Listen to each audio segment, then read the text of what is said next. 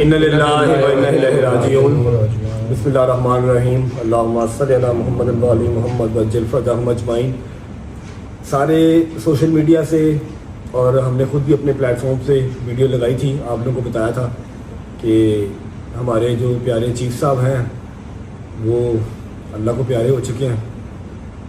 अल्लाह पाक उनकी आखिरत की मंजिलें आसान फरमाए और उनको जन्नतुल फिरदौस में आला मुकाम जो है वो अता फरमाए। जितनी मुश्किलात उन्होंने ज़िंदगी में देखी हैं वो सारी की सारी यहाँ पे ही ख़त्म होकर जाएँ, आखिर में उनको कोई मुश्किल पेश ना आए। मैंने जो आपने पहले 8, 10, 12 मिनट देखे हैं व्लॉग के, मैंने वो कल शूट किए हुए थे और अभी मैं पॉडकास्ट से फ्री हुआ नहीं कि सलमान आया, मेरा फ़ोन साइड पे पड़ा हुआ था। सलमान आया, सलमान ने बताया कि भाई चीफ साहब की डेथ हो गई है। और पॉडकास्ट से 15 मिनट पहले मुझे शहरी का फ़ोन आया कि मैं उनको लेके हॉस्पिटल आया हूँ और वो फ्रीक्वेंटली हॉस्पिटल जा रहे थे, इसलिए हमने ज़्यादा सीरियस नहीं लिया बात को। मैं कहा जब मैं पॉडकास्ट लेके आ रहा हूँ मैं भी उधर ही आ जाता हूँ, मैं हमारे पास ही आना। मैंने अभी मुझे इसका फ़ोन आया कि हाँ मैं इधर ही हूँ, लेकिन वो कह रहे हैं कि वेंटिलेटर पर डालना है। जब वेंटिलेटर का नाम लिया तब मुझे हल्की सी परेशानी हुई और पिछले 2, 2.5, 3 माह से जैसे हम कंडीशन चीफ साहब की देख रहे थे और आप लोग हमारे साथ साथ व्लॉग में देख रहे थे, स्टंट्स डलवाए, सारी रात हॉस्पिटल में रहे। शहजी ने बड़ी ड्यूटी दी, शहजी के घर वालों ने बहुत ड्यूटी दी।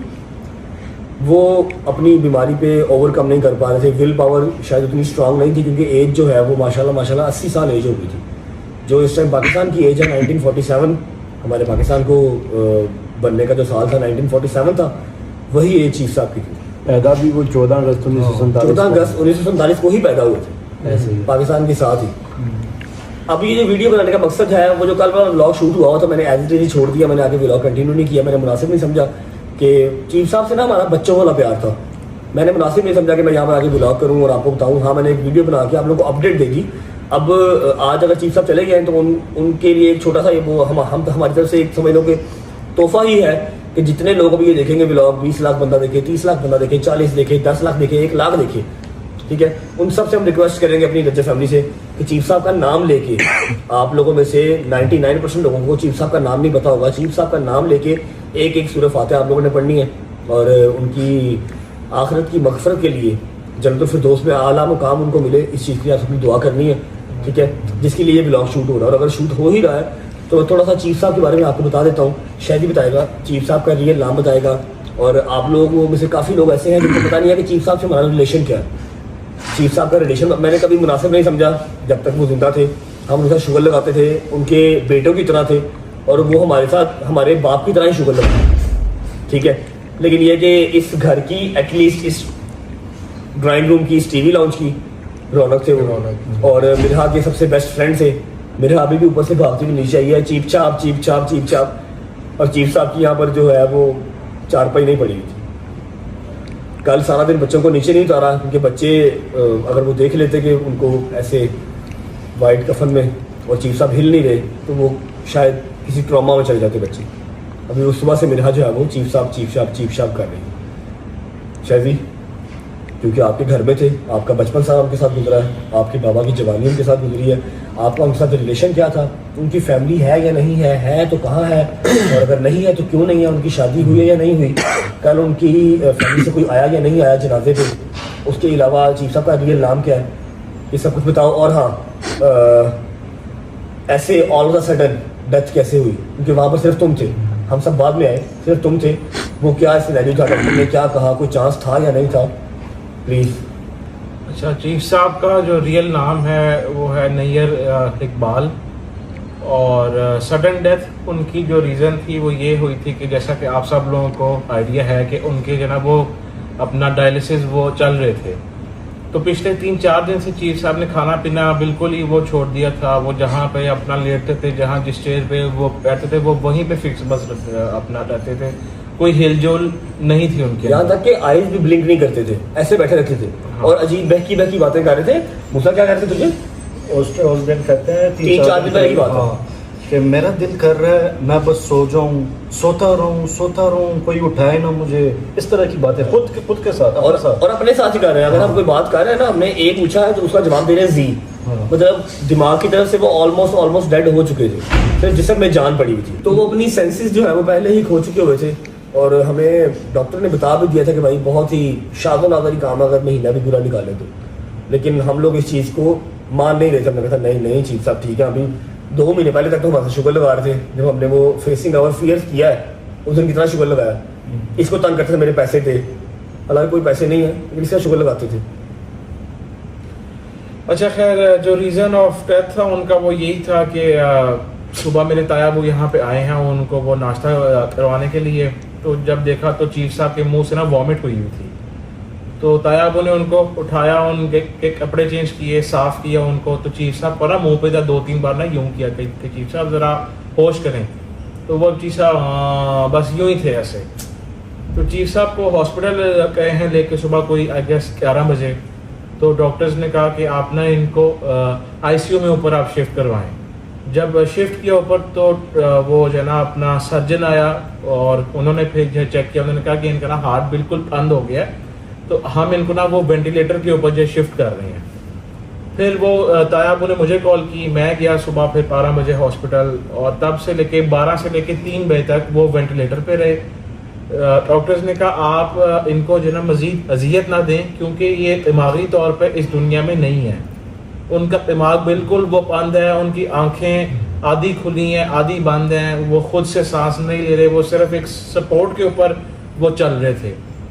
तो डॉक्टर्स ने कहा कि आप इनको मजीद अजियत ना दें, आप इनका वेंटिलेटर जो है वो अपना रिमूव करवाएं, इनको ऑक्सीजन पे रखें ताकि जो इनकी लास्ट सांसें हैं वो ये ले सकें।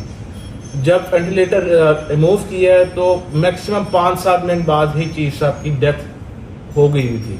जो उनका दिल का वो था मसला, दिल कैसे बंद हुआ वो बताओ। हार्ट के जो वॉल्व होते हैं ना, एक वॉल्व के ऊपर उनको जो ना ड्यू टू डायलिसिस और ड्यू टू हैविंग मेडिसिन, उनके हार्ट के एक वॉल्व के ऊपर इतना बड़ा पस वाला एक तारा बन गया था, जो डॉक्टर्स ने कहा था कि हम इसको ऑपरेट तो कर सकते हैं लेकिन इनकी वो फिजिक नहीं है और इनकी वो हेल्थ नहीं है कि उसको वो सरवाइव कर पाए। वो ऑलरेडी ही आप कह लो कि एक तरह का वो कॉमे में है। हम जो है ना इस चीज़ को हम वो अपना सर्जरी इसकी नहीं कर सकते।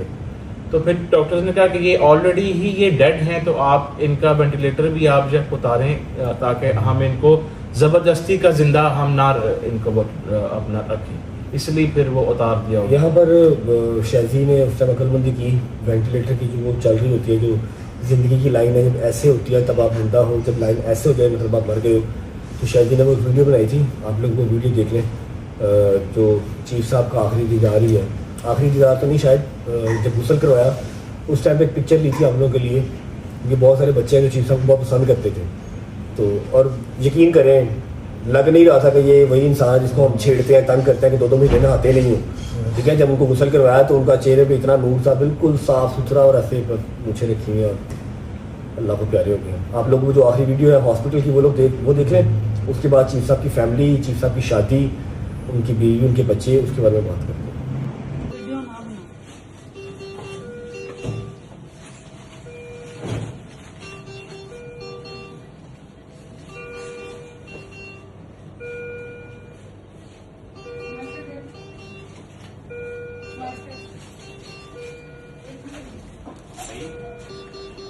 चीफ साहब हॉस्पिटल आया हूँ।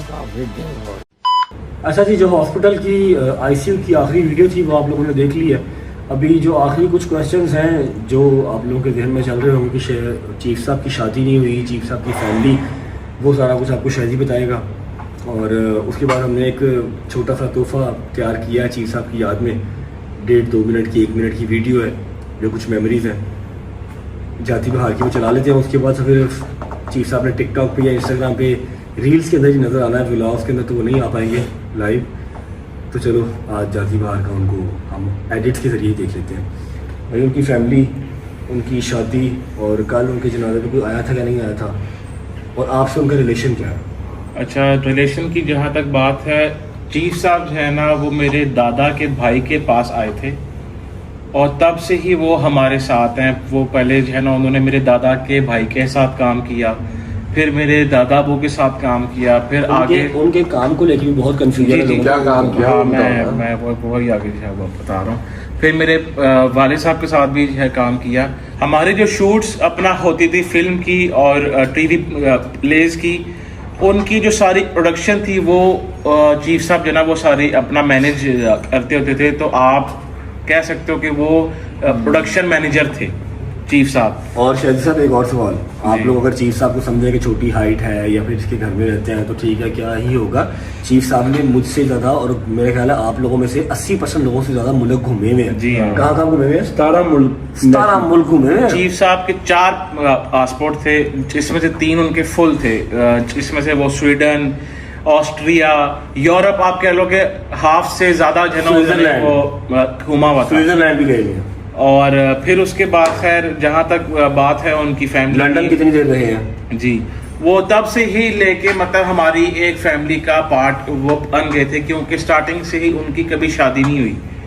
और जब हम अगर बात करते हैं उनके कल जनाजे की, तो मैंने फर्स्ट टाइम उनकी फैमिली को कल देखा।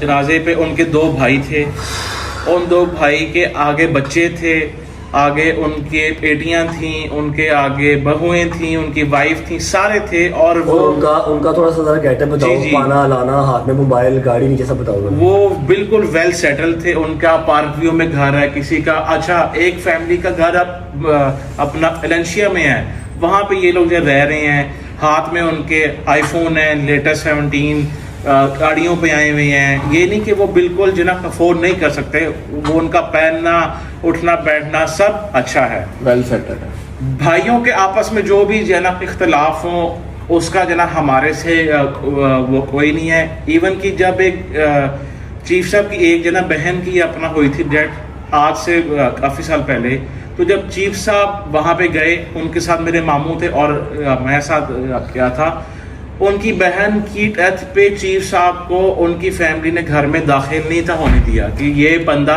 अपनी बहन की शक्ल ना देखे। ऐसा क्यों? वैसे चीफ साहब को क्या इशू हुआ था? बस वो कहते हैं कि जी इनके आपस में जो ना वो इख्तलाफात थे। अच्छा, कल जब उनकी सारी फैमिली यहाँ पे थी, मेरे अच्छा, फोन मैं sorry to cut you bro, chief साहब की फैमिली इस तरह आई थी, वैसे उनका कोई राब्ता नहीं। चीफ साहब के कोई 4-5 राब्ता दोस्त हैं जो स्वीडन रहते हैं, लंदन रहते हैं, और महीने के इनको पैसे भी भेजते थे, फिर फैसल अंकल इनको पैसे भेजते थे, और रहते यार बाटी थे। इसने बात थोड़ी सी बीच में खा लिया। बात ये है कि जो इसके दादा के भाई के पास वो आए थे, क्योंकि इनका शुरू से ही फैमिली बैकग्राउंड जो है वो डायरेक्टरशिप से है। फिर उसके अलावा मीडिया से जो इसकी दादो थी वो सिंगर थी, जुबैदा खानम इसकी दादो थी। ठीक है, अब जो बड़े लोग हैं, पुराने लोग हैं, हमारे बुजुर्ग हैं, जो उनको पता होगा जो सिंगर थी जुबैदा खानम, कोई एक आधा बताओ उनका फेमस कुछ था जो उनकी वो नात थी सल्लू अलैहि टीवी पे ड्रामा, वो इसकी दादो थी। ठीक है, थैंक यू मेरी जान। तो इसका मीडिया से जो है वो लिंक है। ठीक है, अब इसके दादा के जो भाई थे उनके साथ चीफ साहब इन्वॉल्व होते हैं एज अ प्रोडक्शन मैनेजर, वो काम करते हैं। फिर वहां से इस दादा के साथ भी किया जी, दादा के साथ भी किया, उसके बाद फिर फैसल अंकल के साथ किया, फिर अली बुखारी के साथ, और अभी मतलब मेरा ख्याल पिछले 25 साल से यहीं पे है ना। हाँ, और वो काम नहीं कर रहे। काम तो उन्होंने तब किया था, मतलब अब तो उनकी 80 साल उम्र हो गई ना, काम उन्होंने 40-45 साल की उम्र तक किया होगा। उसके बाद वो इनके पास ही, इनके बच्चों के साथ होते हैं, इनके साथ होते हैं, और वो यहाँ पर कोई सिक्योरिटी गार्ड या फिर कोई काम वाले नहीं है। वो इसकी मम्मा को भी डांट देते हैं, वो इसके पापा को भी डांट देते हैं, इसके बड़े भाई को भी, हमें भी जुड़ जाते हैं। और सबसे बड़ी बात यह है, जब घर में कोई नहीं होता तो सारे घर का सारी जिम्मेदारी चीफ साहब के ऊपर होती है। बाहर गार्ड एक अलग होता है, लेकिन इनडोर अगर घर किसी की जिम्मेदारी है तो एक फैमिली मेंबर घर पे होता है, क्योंकि वो ट्रैवल नहीं करते अब, तो वो चीफ साहब थे। मैंने 2-4 वीडियोस टिकटॉक पे देखी थी और लोग कह रहे थे जी हमारा काम वाला है। नहीं, चीफ साहब हमारे काम वाले नहीं थे भाई, वो फैमिली मेंबर थे। जैसे घर में बड़े बुजुर्ग होते हैं। स्टार्टिंग में जब आप लोग ये नए हमने वो व्लॉग स्टार्ट किए ना, तो आप लोगों से उनका इतना नहीं था पहले वो इंटरेक्शन। जब आप लोग यहाँ पे आके वो अपना बैठे ना, तो वो चीफ साहब भाई, तुम पागल हो, अंदर फैमिली, तुमने लड़कों को इधर वो बिठाया हुआ है। मैं कहा चीफ साहब ये भी मेरी जो फैमिली है, आप भी वो आहिस्ता आहिस्ता इनके साथ आप वो अपना हमारे साथ उनका इतना प्यार था कि वो डायरेक्ट मुझे फोन कर लेते थे, तुमने नया परफ्यूम लॉन्च किया, मुझे पहुंचा दो। अच्छा, एनीवेज बात हमारी लंबी हो रही है। तो चीफ साहब का ये इनके साथ रिलेशन था, जो कि कम ही किसी वर्कर के साथ होता है। पहले स्टार्ट में तो उन्होंने as a production manager worker ही स्टार्ट किया ना, उसके बाद फिर वो फैमिली वाला हिसाब हो गया। फिर जो मिरहा के बेस्ट फ्रेंड वो बन गए, इसका बचपन सारा उन्होंने देखा, अली का बचपन देखा, फैसल अंकल की जवानी देखी, फैसल अंकल के साथ काम किया, दुबई में काम किया, इंडिया में काम किया। ठीक है, और इंडस्ट्री के बहुत लोग हैं जो उनको जानते होंगे। तो अभी चीफ साहब के जो है ना, हमने कभी उनका ना भाई देखा, ना बहन देखी, ना वो उनको मिलने आया, ना वो कभी मिलने गए। वो यहाँ से निकलते थे, उनके 4-5 दोस्त स्टूडियो जाते थे, ताश खेलते थे, शुगर लगाते थे, वापस आ जाते थे, बस एवरग्रीन स्टूडियो। ठीक है, उनका यही फन था, या फिर हमारे साथ बैठते थे बस, और कुछ भी नहीं। या उनको रस्ते में लोग रोक लेते हैं व्लॉग के बाद, उनके साथ बैठ जाते हैं, गप्पे मुंह मारते हैं, बस कभी नहीं इवन होता। के आपको वो जो है डांट देते हैं, यार तुम पागल हो, तुम मेरा नहाने का वो कहते हो, लोग और लोग कहते हैं मुझे ऑरेंज ट्रेन में लोग रोक लेते हैं, चीफ साहब आप नहाते क्यों नहीं है, ठीक है। तो इस तरह की पैदल ही हाथ में 2 खीरे पकड़े हुए हैं, इस साइड में दही पकड़ा हुआ है और सड़क पे चलते हुए आ रहे हैं, सारी उम्र इस तरह गुजार दी।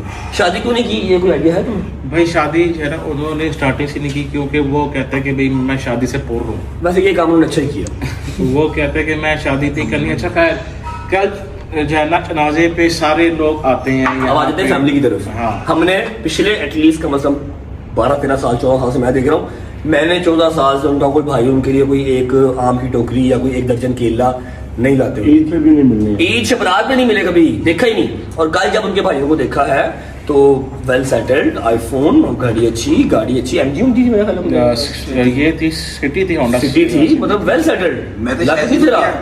मैं को डाल देना था भरा। अच्छा फिर शाहिद साहब, अच्छा, यहाँ पे मैं आपको ना एक वाकया जो है सुनाता हूँ। आज से 5 साल पहले ना चीफ साहब को दिमाग में जो ना कोई इशू हुआ था, वो बाथरूम में जाके रहे तो उनके दिमाग में ना सारा वो खून अपना जम गया था।